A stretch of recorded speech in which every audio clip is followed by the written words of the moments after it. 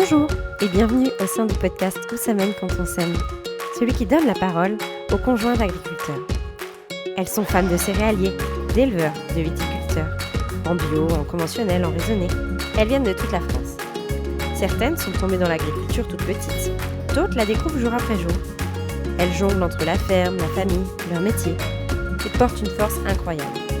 Moi c'est Marion et avec ce podcast, j'espère que certaines d'entre vous se reconnaîtront dans leurs propos, trouveront des conseils, des échos à leur vie, prendront peut-être un peu de recul, trouveront du soutien, ou simplement verront une mise en lumière de ce qui se vit, souvent dans l'ombre, au cœur des fermes.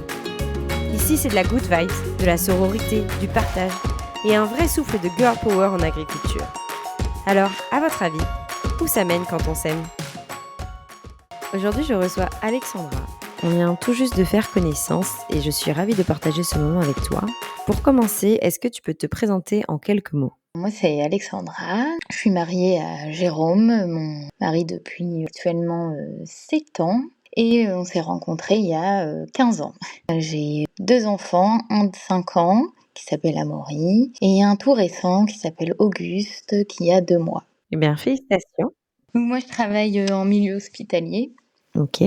Donc je suis technicienne de laboratoire. Ça fait depuis 2014 que je travaille au CHU. Alors, avant de parler de toi un peu plus en détail, est-ce que tu peux nous décrire un petit peu la ferme de ton mari ? Donc, quelles sont les principales activités, le mode de production, la taille de l'exploitation, ce genre de petites informations complémentaires ? C'est une ferme, c'est la 4e génération d'agriculteurs. C'est une agriculture conventionnelle, hein. On a des vaches laitières. On en traite 100 là pour l'instant. Principalement au niveau des cultures, on est sur de l'herbe, du maïs, des betteraves. C'est beaucoup pour les vaches, hein, fourrager. Là, cette année, mon mari s'est lancé dans le lin. Il a voulu faire quelques hectares de lin. Donc lui, pour l'instant, sur la ferme, il est salarié. Donc c'est ses parents qui gèrent la ferme avec sa sœur qui s'est installée en 2019 sur une création de fromagerie à la ferme. Ok, super intéressant. Ils ont 60 hectares en tout, donc ils travaillent en famille. Donc normalement, il y aura bientôt une installation pour mon mari l'année prochaine, normalement. Ok, super. Maintenant qu'on voit un peu mieux le décor, on va parler un peu plus de toi. D'où viens-tu initialement et as-tu grandi dans un milieu agricole ? Alors, moi, je viens près de, on va dire, Foucart, à la campagne. Je ne viens pas de milieu agricole, malgré que ma maman, une mère adoptive, on va dire, dans le milieu agricole, elle avait une petite fermette, mais je l'ai pas connue, j'étais trop jeune. Par contre, j'ai été élevée par une nourrice qui était agricultrice. Donc, le milieu de la ferme, je connaissais un peu. Mais sinon, non, mes parents, ma mère est nounou et mon père a été électricien. Donc, je travaille en centrale nucléaire surtout. Donc non, le milieu agricole, je le connaissais pas du tout. Donc je l'ai connu en allant, on va dire, à l'école et encore plus quand j'ai connu mon mari. Oui, évidemment. Ok, ça marche. Quel a été ton parcours professionnel et quelles études as-tu fait ? Dans quel but ? Moi, j'ai un parcours un peu atypique aussi. Très jeune, je voulais travailler. Je m'ennuyais un peu, donc je voulais être infirmière. Donc j'ai commencé par faire un BEP en MFR, en maison familiale et rurale. Là, tout de suite, je suis rentrée un peu dans le milieu rural, agricole, parce que ça détend de l'éducation agricole, en fait, du ministère de l'Agriculture. Donc j'ai fait un BEP, après j'ai suivi par un bac pro aussi. Toujours c'était pour le service à la personne. C'est là que j'ai rencontré mon mari d'ailleurs. Et après, j'ai fait un BTS anabiotech, parce que j'ai passé plusieurs fois le concours infirmière. Malheureusement, il manquait quelques points pour l'avoir.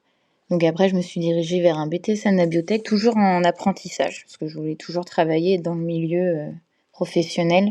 Le BTS anabiotech, c'est pour être technicienne de laboratoire, soit en agro, en pharmaceutique, paramédical.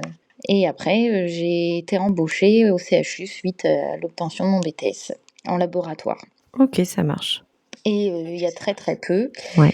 enfin il y a 1 an, j'ai changé complètement. Je travaille plus en labo, je travaille en service de soins.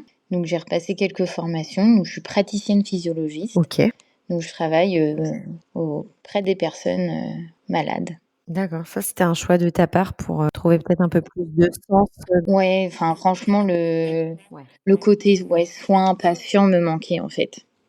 J'en avais marre d'être en labo et enfin d'avoir, voir mes petits tubes, voir mes petits patients sur des étiquettes et pas les voir en vrai, en fait. Donc vraiment c'était l'avantage du CHU, c'est qu'on y propose, on a la chance d'avoir un énorme CHU à Rouen et d'avoir plusieurs services et de pouvoir bouger facilement. OK, ça marche. Tu parles donc du fait que tu travailles, dans un CHU. Est-ce qu'il est loin de l'exploitation? Il est à 35 kilomètres. Ouais, donc ça va encore. Ouais, ça va. C'est juste la route qui est un peu pénible. C'est Rouen, alors, c'est les bouchons tous les matins. OK, ouais, je me projette à l'idée. Est-ce que tu aides de temps en temps sur la ferme? Si oui, comment? Et sinon, est-ce un choix? Alors, oui, j'aide un peu, oui, quand il y a besoin. Alors j'avoue que depuis les enfants, j'aide beaucoup moins, hein, faut se le dire, ça demande beaucoup d'investissement. On va dire c'est moins facile, surtout avec un tout petit. J'aide quand il y a besoin au niveau de la saison de la paille, surtout pour ramasser la paille, parce qu'ils ont fait le choix de plus faire de blé du tout, pour, avoir plus de on va dire d'hectares sur, le maïs parce qu'au niveau des vaches, il y en a de plus en plus avec la fromagerie. Ils font de l'échange paille-fumier, c'est ce qui s'appelle. Ils récupèrent la paille des agriculteurs qui en ont pas besoin. En échange, ils leur donnent leur fumier. OK. Donc ramassage de paille, il y en a pas mal. Donc je sais que je donne un coup de main, parce que ça lui facilite la vie aussi, hein, niveau, stress, tout ça. Je sais qu'il a besoin et puis on a juste une apprentie et puis, les parents de mon mari, il y a juste le père qui conduit, les tracteurs, sinon, sa mère non et sa sœur non plus. Donc moi je sais que j'aime bien ça en plus, j'aime bien faire ça donc, oui, il y a pas de souci, niveau plaine, j'aide. Donc tu as appris à conduire un tracteur et puis à aller, Ouais, porter main c'est forte. ça.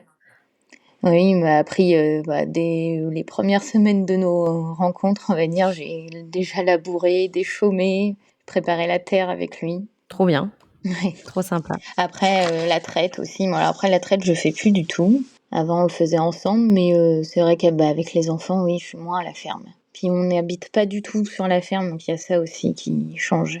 Ouais, vous êtes à combien de temps? 5-6 minutes? D'accord. Trouver du travail dans ton domaine, donc c'est pas si compliqué que ça autour de toi? Tu nous parlais d'une petite, trentaine de kilomètres. Ouais, alors, mon métier fait que je peux travailler un peu dans tout, hein.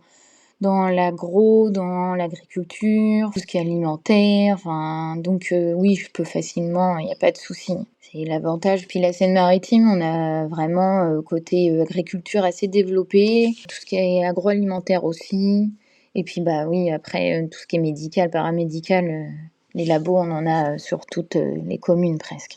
Donc non, il y a pas de souci, moi, de mon côté. Après là, je suis un des plus gros employeurs de Normandie, je crois, CHU. C'est énorme, hein, Donc c'est bien, au moins ça fait que tu n'as pas trop de barrières géographiques. Non, sur ça, moi, de mon côté, au niveau professionnel, non, j'ai pas de barrière, C'est juste, oui, plus fatigant, c'est la route à faire tous les jours. Je comprends bien. Est-ce que tu t'es déjà posé la question ou tu te la poseras peut-être plus tard de rejoindre l'exploitation de quelque manière que ce soit ou, est-ce que tu souhaites garder ton emploi à côté?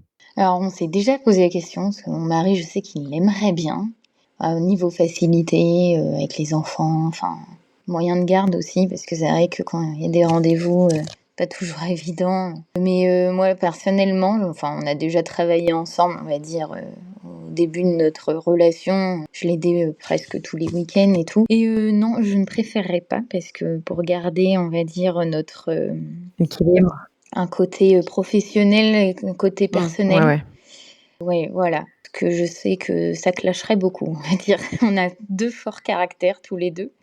Donc je pense que où il faudrait vraiment que chacun ait son atelier, on va dire, c'est vraiment genre, Ouais, que ce soit bien dissocié. voilà, ouais, bien dissocié. Mais pour l'instant, non, je préfère et puis, enfin, j'aime ce que je fais donc ouais, non. Peut-être réduire mon temps un jour et puis, monter un petit atelier, Avant, on parlait de faire du gîte ou ça serait plus, ou tout ce qui est visite à la ferme, tout ça, ça je serais plus dans ce milieu-là, on va dire, mais en gardant quand même un temps, à travailler, à l'hôpital. Mais non, pas en totalité. Ça se comprend très bien, hein, avec les échanges que j'ai d'agricultrices qui travaillent avec leurs conjoints, c'est des choses qui peuvent, arriver. Tu as bien raison d'en avoir conscience. Ouais, bah, Ce qui est oui. intéressant, c'est que tu es pas fermée non plus, donc on verra ce que la suite te réservera. Oui, c'est ça, on verra. J'aimerais qu'on parle un peu maintenant de votre vie à 2. et de ce que représente le quotidien quand on vit avec un agriculteur. On va parler aussi un peu de ta vie de famille, donc à 4. Tu te souviens de comment vous vous êtes rencontrés? Oui, on s'est rencontrés sur les bancs de l'école, donc on était en bac tous les 2, notre première année de bac. Ok. Quand tu as su qu'il était fils d'agriculteur et qu'il voulait sans doute reprendre la ferme, qu'as-tu ressenti? Alors, une chose qui est très drôle, il faut vraiment que je le dise. Avec une amie, on s'était toujours dit qu'on n'allait jamais se marier avec un agriculteur. Parce qu'on savait déjà qu'au niveau des contraintes et tout, c'était compliqué, qu'on pouvait pas partir en vacances quand on voulait. Et sauf qu'on se retrouve mariées toutes les 2 à des agriculteurs.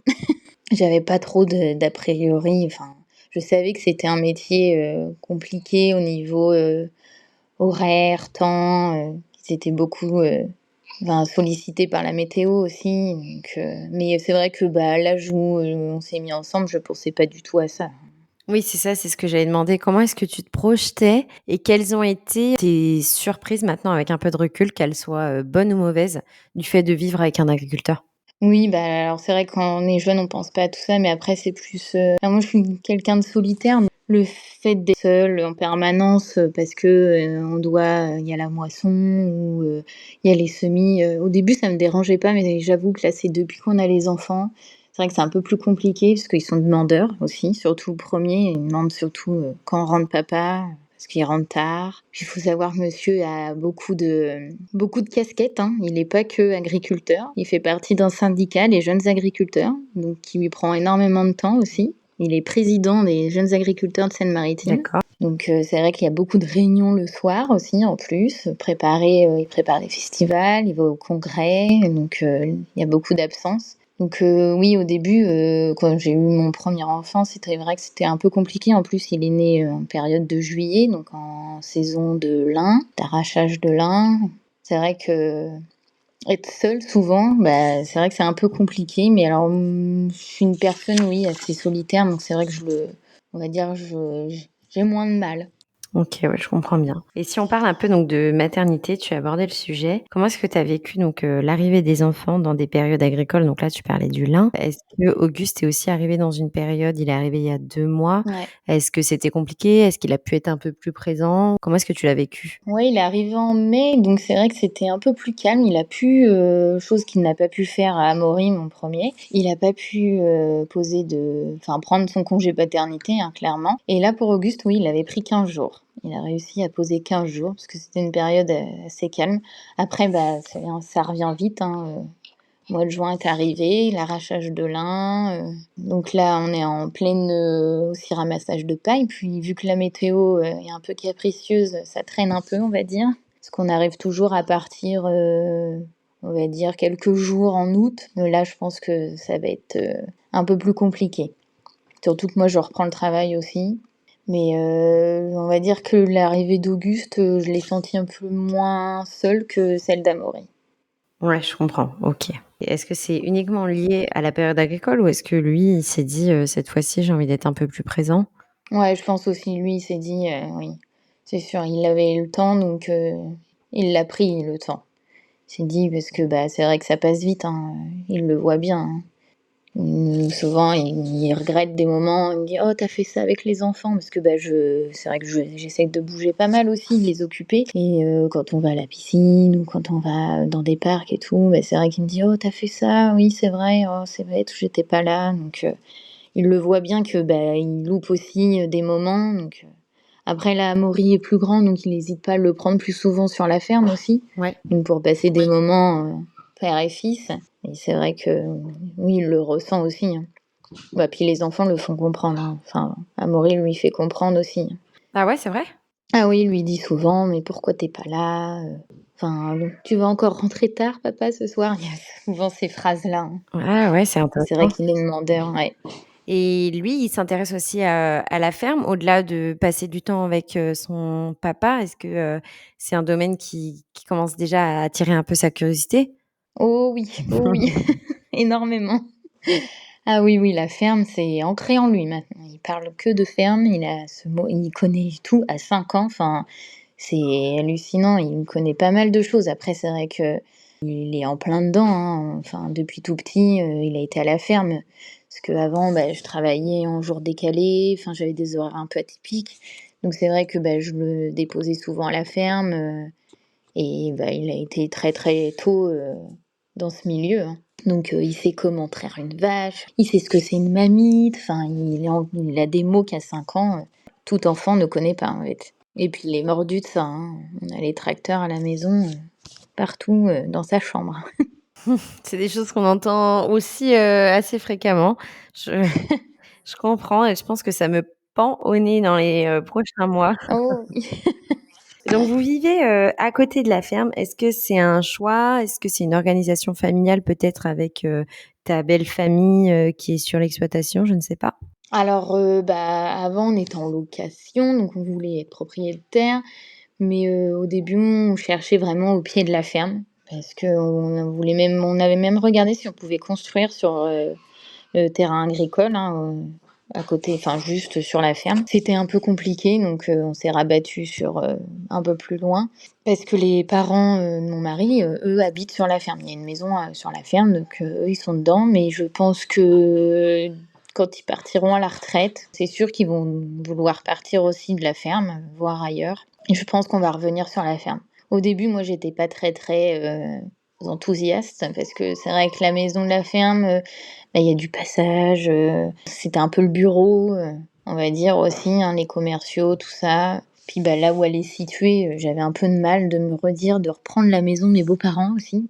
En réfléchissant, mais c'est surtout, enfin, c'est vrai, on en revient, hein, les enfants, hein, en réfléchissant avec les enfants, là, je suis obligée de les lever à 6 heures du matin pour les faire garder. C'est vrai ils voient moins leur père aussi, puisqu'on est un peu plus loin, je vais moins sur la ferme, et être, dans la ferme, habiter sur la ferme, je pense que, c'est niveau familial, c'est un grand plus, quoi.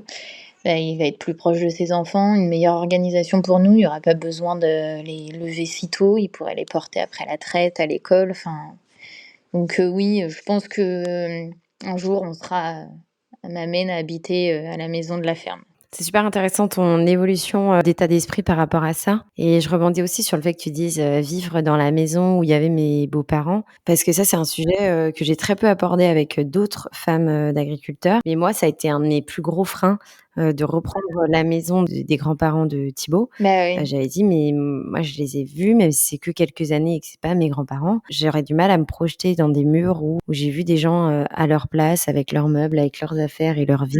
Ouais, c'est ça. C'est hyper intéressant de l'entendre, en fait, d'une autre femme, je te rejoins, complètement là-dessus. Ouais, c'est vrai que c'est compliqué, c'est leur maison, ils ont vécu dedans, enfin même Jérôme a grandi, ses sœurs ont grandi dedans, enfin il y a des souvenirs, et je me dis: «C'est vrai que c'est compliqué». Moi on arrive, en plus on va un peu tout chambouler, cette maison elle va être vraiment notre maison, donc il y aura plus, les commerciaux qui viendront, enfin je veux dire, Jérôme a déjà fait ses plans, hein, il veut vraiment, enfin on va dire l'excentré de la ferme, hein, éviter qu'on passe devant, refaire pas mal de choses. Donc c'est vrai que ce côté-là, je m'étais dit. Ouais, mais c'est vachement bien aussi parce que vous allez vous l'approprier. Oui, voilà, oui, et c'est vrai que de côté, je me suis dit: peut-être que ma belle-mère, elle va se dire: «Ah mince», quand elle va revenir dans cette maison, elle va dire: «Ils ont tout changé, il y a plus rien, il y a plus de souvenirs». Enfin, c'est vrai que c'est compliqué aussi peut-être pour elle, donc c'était surtout ça, c'est approprier cette maison, et après on n'y est pas encore, on verra, mais c'est sûr qu'un jour, on sera sur cette maison. Ouais, ouais, je comprends, et c'est intéressant d'entendre tout ça, puis de vous entendre vous projeter ou retransformer, les choses. Bon, ça, c'est, j'allais dire, un peu monnaie courante. Souvent, il y a quand même, un peu de modernisation, que ce soit sur la ferme ou sur l'habitation, mais c'est vrai qu'on en parle un peu moins. Oui, Parfois, dans les discours, on entend, «Ce sera notre tour» entre guillemets, comme si c'était normal. oui, c'est ça. Je trouve ça super intéressant, et je te rejoins complètement, là-dessus. Est-ce que tu vivais à la campagne quand tu étais, plus petite? Est-ce que le fait de vivre à la campagne, c'était un souhait de ta part, et pour quelle raison? Alors, ouais, je vivais à la campagne, oui, j'ai toujours vécu, à la campagne. Oui, déjà en travaillant en ville, je ne sais que je ne pourrais jamais vivre en ville. Non, vraiment la campagne, c'est les grands espaces, c'est le silence aussi, et non, non, ça serait à refaire, c'est sûr que je resterai sur vivre à la campagne. Il y a pas de Là, il y a pas de doute du tout, hein. Je crois qu'on aime trop la nature, on aime trop le silence, enfin, et les grands espaces. Je comprends. Comment est-ce que vous vous organisez pour garder un équilibre de couple dans ce rythme-là, avec le travail à la ferme? Ça va, on a de la chance, on a pas mal d'amis, agriculteurs, mais on aime bien se retrouver beaucoup le week-end. Il y a pas de souci, on sort, presque tous les week-ends. On se voit tous les week-ends avec, notre bande d'amis, quand, il faut. On peut partir aussi en vacances et c'est très important en plus pour mon mari de partir en vacances. La seule chose qu'il ne louperait pas de l'année, c'est les vacances au ski. Ça, c'est primordial pour lui. Il y a une semaine par an, ce qu'il ne loupe pas, c'est la semaine au ski. Ça, vraiment, il en a besoin. Et les sorties, non, la semaine, c'est vrai que c'est boulot, boulot à fond. Le week-end, après, en grosse période, oui, il y a moins de sorties. Mais c'est vrai que on profite quand même assez souvent, hein. On va au restaurant, soit on invite, on se fait inviter. Enfin, ça, il y a pas de souci. On garde toujours un rythme un peu, on va dire, de jeunes, Tant mieux. malgré avec les enfants et tout. Ouais, on aime bien quand même faire la fête. Et c'est tant mieux. Je pense que c'est important aussi d'être, bien Oui, entouré. bah oui, c'est ça, avoir une Je vie. suppose qu'avec ton métier et avec, les gardes des enfants, l'école et cetera, tu as peut-être un peu plus de vacances où tu as nécessité d'en prendre. Est-ce que ça t'arrive de partir parfois seule ou avec eux? Oui, c'est vrai qu'on doit prendre plus de vacances avec les enfants. Avant, c'est vrai qu'il y avait pas besoin. Alors pour l'instant, je me suis jamais posé la question de partir seule avec eux 2. Mais, c'est vrai que j'ai autour de moi, plusieurs copines qui sont avec des agriculteurs qui le font. Et c'est vrai que, c'est quelque chose peut-être que, je vais mettre en place parce que, là, cette année, par exemple, on n'est pas du tout partis et j'ai Amaury qui m'a demandé, mon premier là, qu'il aimerait bien partir à la plage, enfin, quand il voit passer des choses à la télé, les paysages et tout, là, il me dit: «Mais pourquoi on va pas là-bas maman?» Et c'est vrai que, vu qu'on est très dépendants, on va dire d'eux au niveau de la météo, on peut pas partir comme on veut. Mais peut-être que, dans les prochaines années, j'hésiterai pas à partir qu'avec mes fils. OK, ouais, tu pas du tout fermée à ça. Non, non. Après, c'est monsieur aussi, s'il est d'accord, parce que c'est vrai que, pour lui, il aime bien partir aussi, hein, avec ses enfants, avec nous. Enfin, c'est couper aussi un peu de la ferme, hein. Donc c'est vrai que, on n'arrive pas à caler de jours, mais souvent on part, ouais, novembre-octobre. Souvent nos vacances d'été, c'est ça, novembre-octobre OK, et ouais, le c'est un ski. peu en décalé, bien sûr. Ouais, oui. Évidemment, et il faut pas non plus que lui, culpabilise de se dire: «Bah, ils partent sans moi, je vais C'est louper ça, ça», voilà. c'est pas évident non Je veux plus. pas le faire culpabiliser non Mmh plus, c'est ça aussi. mh. Tu parlais tout à l'heure donc de ta belle famille, elle est géographiquement proche du fait de cette Mmh. ferme et en plus là, ils travaillent encore, avec, ton mari. Quels sont tes liens avec eux? Des bons liens, hein, il y a pas de souci, ma belle-mère, m'aide souvent pour garder les enfants, elle dit jamais non, hein. Après c'est facile à la ferme, c'est vrai qu'il y a de quoi les occuper et puis, j'ai ma belle-sœur qui est aussi sur la ferme, donc on s'aide ou quoi. S'il y a besoin de faire garder les enfants l'une et l'autre. Après ils sont entre cousins, donc c'est vrai que c'est plus facile, pour les faire garder. J'ai des très, très bons liens avec eux, hein. De toute façon, oui, il faut, parce que c'est vrai qu'on est souvent, en train de s'aider ou, en lien ensemble. OK, je comprends bien, et tu parlais tout à l'heure donc de vos amis. Est-ce que dans votre cercle proche, que ce soit amis ou famille, c'est beaucoup des gens, enfin, ou qui sont dans le milieu agricole, ou vous avez quand même d'autres, «amis» entre guillemets, qui ne sont pas du tout dans ce milieu? Est-ce que c'est important pour toi ou pas spécialement et ça te va aussi très bien comme ça? Je réfléchis, mais non, je crois que j'ai tout le monde dans le milieu agricole. J'ai des copines qui n'étaient pas dans le milieu agricole comme moi, hein, qui se sont mis avec des agriculteurs et qui se trouve que nos maris se connaissaient. Oui, ils sont tous dans le milieu agricole, hein. On va dire ceux qui sont pas dans le milieu agricole, ça va être mes collègues.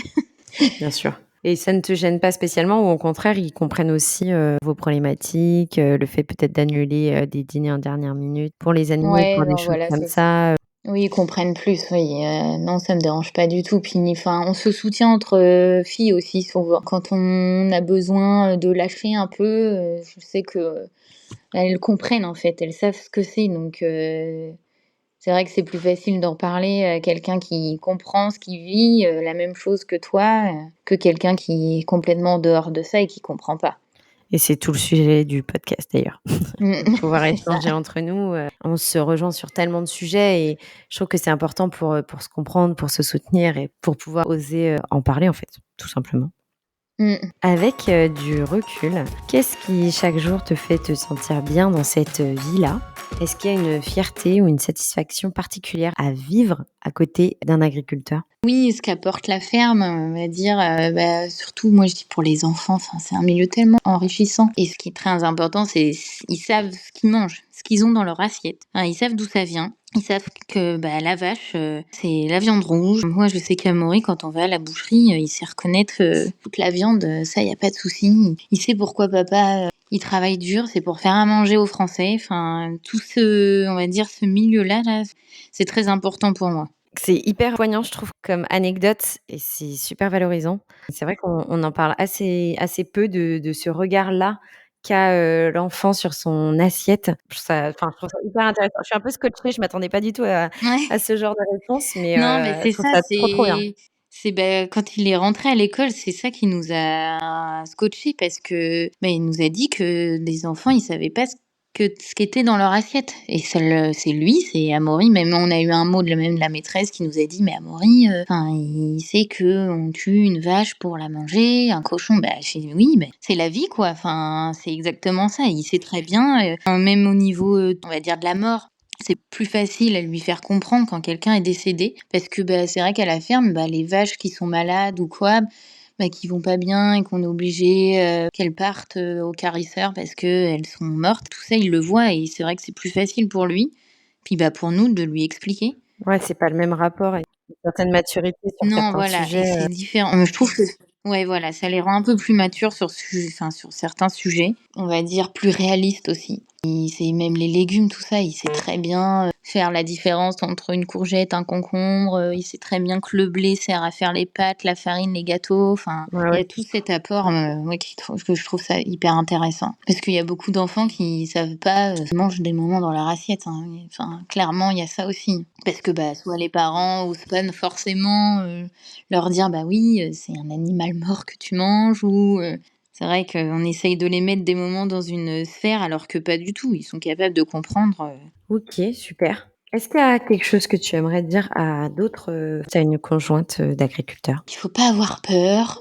Ça peut être dur des moments, mais que c'est passager. Ils ont des périodes plus creuses, mais que moi je trouve que c'est que du bonheur, c'est l'air, c'est la campagne, c'est la vie. Oui, c'est sûr qu'il y a des contraintes, mais faut en prendre parti, faut prendre le meilleur des contraintes, on va dire. Eh ben, c'est une super conclusion à cet échange. Merci beaucoup Alexandra.